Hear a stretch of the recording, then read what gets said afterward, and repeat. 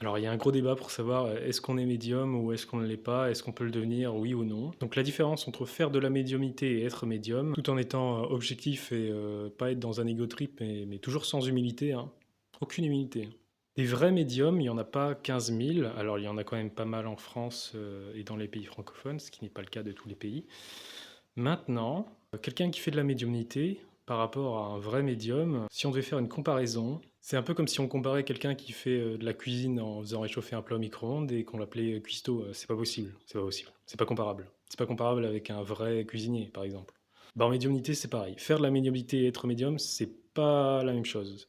Être médium, c'est un peu plus qu'une vocation, c'est on est médium, on l'est, point. Il y a pas de doute, en fait. À la question: «Est-ce qu'on peut devenir médium?» Non. Est-ce qu'on peut pratiquer de la médiumnité en n'étant pas un médium? Oui. Et là, on part sur tout ce qui est débat ego trip. Pourquoi moi et pas les autres? Ah, et bah, la réponse, c'est que c'est une question d'âme, c'est une question de destin. C'est pas vraiment une question de vocation, mais c'est comme ça.